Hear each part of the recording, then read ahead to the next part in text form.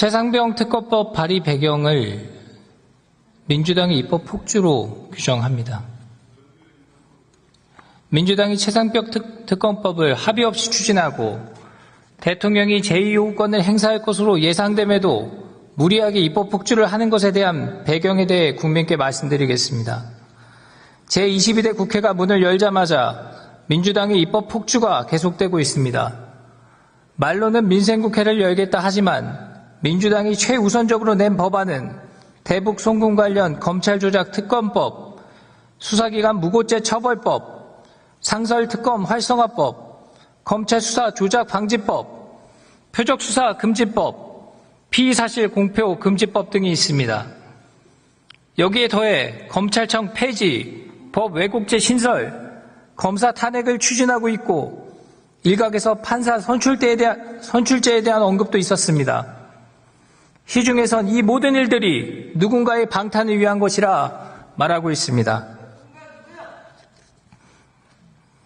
앞선 방탄법들은 속전속결로 처리하기 위해서 법안 처리를 단축하고 상임위 개의 규정을 개정하고 국회의장 임기 개정 등의 내용을 담은 국회법 개정안도 발의했습니다.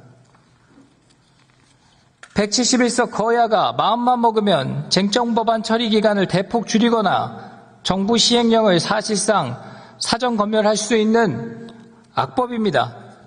앞에서는 국회법을 지키라고 여당을 겁박하면서 뒤로는 입맛대로 국회법을 뜯어고치는 양두구육의 행태이기도 합니다.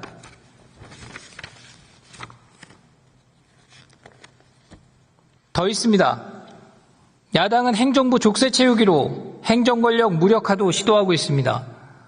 대통령의 거부권을 제한하는 이해충돌 방지법 개정안, 정부 시행령이 법률에 어긋난다고 국회가 판단하는 경우 수정을 요구하고 정부가 불응할 때는 해당 시행령이 효력을 상실하게 되는 국회법 개정안, 차관급 이상 공무원을 본회의 또는 위원회의 출석 요구 의결 대상에 포함하고 정당한 이유 없이 출석하지 않는 경우 벌칙토록 하는 국회법 개정안, 감사위원회의 승인 없이 감사를 착수, 계획, 변경, 중간 결과 발표를 금지하는 감사원법 개정안 등이 대표적 사례입니다.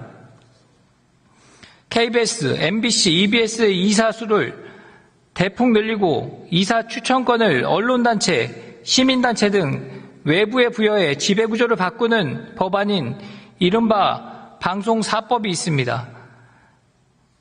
여기에는 방통위 회의 개의에 필요한 최소 출석위원 수를 4인 이상, 출석위원 과반의 찬성으로 의결토록 하는 방통위법 개정안이 포함되어 있습니다.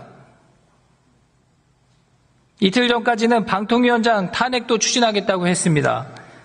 이 어마어마한 일들 모두가 누군가의 방탄을 위해 벌어지고 있는 일이고 그 연장선상에서 제가 오늘 반대 토론에 나선 최상병 특검법도 추진된 것으로 의심하고 있습니다.